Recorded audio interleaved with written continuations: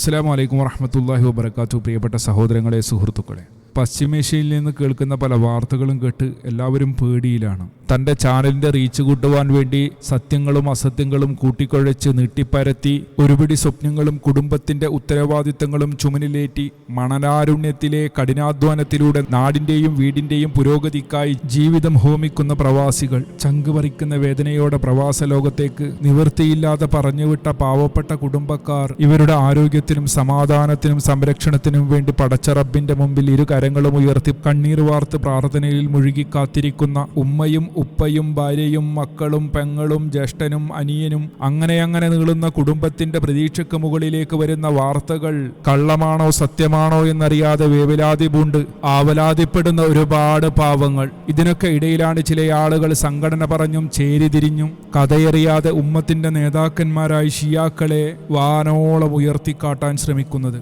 കാര്യമറിയാതെ വിവരക്കേടുകൾ എഴുന്നള്ളിക്കല്ലേ എന്നാണ് അവരോട് പറയാനുള്ളത്. വികാരമല്ല, വിവേകമാണ് നമുക്ക് വേണ്ടത്. അറിവുണ്ടെന്ന് നടിച്ചത് കൊണ്ടായില്ല, തിരിച്ചറിവാണ് നമുക്ക് പ്രധാനമായും വേണ്ടത്.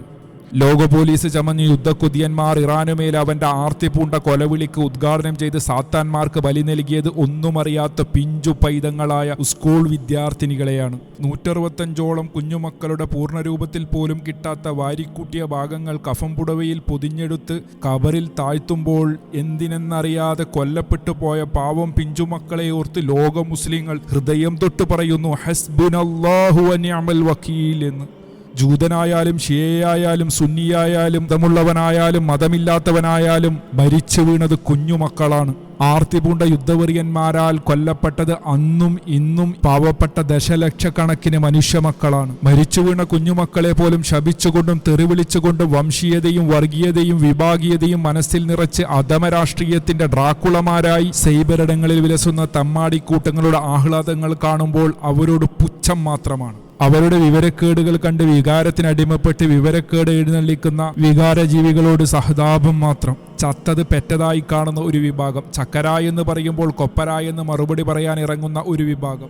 ഒരു ഇസ്ലാമിക വിശ്വാസിക്ക് ഒരു അക്രമത്തെയും അംഗീകരിക്കാൻ ഒരിക്കലും കഴിയില്ല.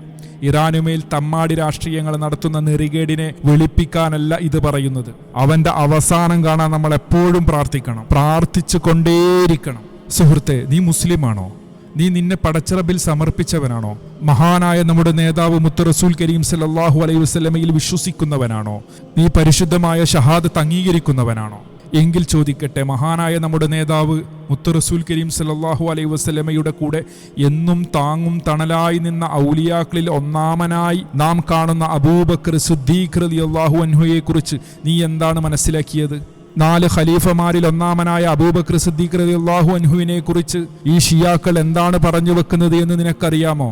ഉമ്മത്തിന്റെ 2ാം ഖലീഫ ഉമർ ബിൻ ഖത്താബ് റളിയല്ലാഹു അൻഹു മദീന പള്ളിയിൽ ഇമാമായി നിന്ന് നിസ്കരിക്കവേ അബൂ ലുഅ്ലുഅത്തുൽ മജൂസി എന്നവന്റെ കുത്തേറ്റ് ഷഹീദായ ഉമർ റളിയല്ലാഹു അൻഹുവിനെ കുറിച്ച് തന്റെ വിശ്വാസം എന്താണ്?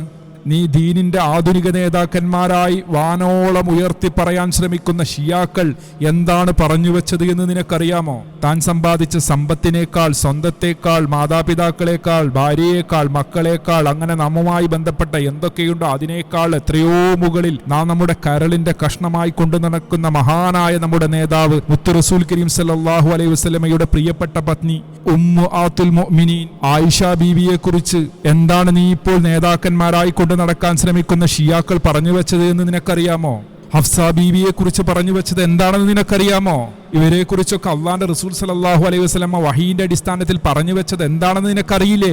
അബൂബക്കറും ഫിൽ ജന്ന, ഉമറും ഫിൽ ജന്ന എന്ന് പറഞ്ഞ് എണ്ണിയിട്ടില്ലേ? സഹോദര, നമ്മുടെ നേതാക്കന്മാരെ കുറിച്ച്, നമ്മുടെ പ്രിയപ്പെട്ടവരെ കുറിച്ച് ഈ ഷിയാക്കൾ എന്തൊക്കെയാ പറഞ്ഞു വെച്ചത്? أنا شو بنظرك؟ أنا مسلم سني، أنا مسلم سني موحد لله سبحانه وتعالى، شو بنظرك؟ أنا كافر ولا كيف؟ كافر زنديق في نار جهنم وبئس المصير. لا، أشهد أن لا إله إلا الله وأشهد أن محمد رسول الله. كافر زنديق ملعون إبليس أشرف منك وأطهر. الله يهديك يا شيخ أمير، الله يهديك يا رب.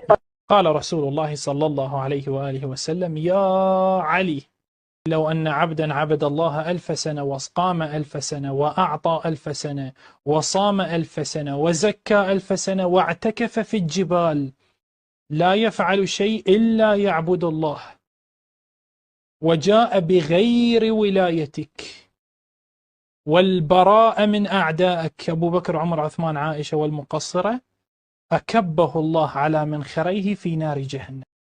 എന്നാൽ ഇവിടെ 5 പൈസക്ക് വിലയില്ലാത്തവനെന്ന അഹ്ലുസുന്നയുടെ പണ്ഡിത ലോകം വിശേഷിപ്പിച്ച അഹമ്മദ് സൈനി ദഹലാനെ പോലെയുള്ള പെരുങ്കള്ളന്മാർ എഴുതിവെച്ച പുസ്തകങ്ങൾ എടുത്തുവെച്ച് ലക്ഷക്കണക്കിന് സുന്നികളെ കൊന്ന് വഹാബികളെന്ന് വായിട്ടലക്കുന്ന കുബൂരി പുരോഹിതന്മാർ ഷിയാക്കൾ കൊന്നൊടുക്കിയ സുന്നികളുടെ കണക്ക്. ഇതൊക്കെ കേവലം ആരോപണമാണോ? നിങ്ങളുടെ നേതാക്കന്മാർ പോലും എഴുതിയും പറഞ്ഞും വെച്ച കാര്യമല്ലേ ഷിയാക്കളെ കുറിച്ച്? ഷിയാക്കളുടെ വളരെ ഗുരുതരമായ അവർക്കുള്ള ഒരു തകരാറാണ്, അവർ സ്വഹാബത്തിനെ ചീത്ത പറയുന്നു, സ്വഹാബികളെ കാഫിറാക്കുന്നു എന്നത്. മഅദല്ലാഹ്. സിദ്ദീഖുൽ അക്ബർ റളിയല്ലാഹു അൻഹു, ഉമറുൽ ഫാറൂഖ് റളിയല്ലാഹു അൻഹുവിനെ കുറിച്ചൊക്കെ, അതുപോലെ ഉസ്മാൻ ഇബ്നു അഫ്ഫാൻ റളിയല്ലാഹു അൻഹുവിനെ കുറിച്ചൊക്കെ അവർ പറയുന്ന വാക്ക് വളരെ വളരെ മോശമായ പദങ്ങളാണ്. ചില സന്ദർഭത്തിൽ സിദ്ദീഖുൽ അക്ബറും ഉമർ റളിയല്ലാഹു അൻഹുവിനെയും കുറിച്ച് പറയുന്നത് സ്വരമാ ഖുറൈശിലുള്ള 2 ബിംബം, 2 വിഗ്രഹങ്ങൾ എന്നാണ്. അതുപോലെ ഉസ്മാൻ ഇബ്നു അഫ്ഫാൻ റളിയല്ലാഹു അൻഹുവിനെ കുറിച്ച് പറയുന്നത് നഅ്സൽ എന്നാണ്. നഅ്സൽ എന്ന് പറഞ്ഞാൽ വിഡ്ഢിയായ വൃദ്ധൻ എന്നാണ്. മഅദല്ലാഹ്. മാത്രമല്ല സിദ്ദീഖ് റളിയല്ലാഹു അൻഹുവിനെയും ഉമറുൽ ഫാറൂഖ് റളിയല്ലാഹു അൻഹുവിനെയും അങ്ങേയറ്റത്തെ ദേഷ്യം വെച്ചുകൊണ്ട് ശാപപ്രാർത്ഥനയാണ് അവർ നിരന്തരം നടത്തുന്നതും അനുയായികളെ കൊണ്ട് നടത്തിക്കുന്നതും.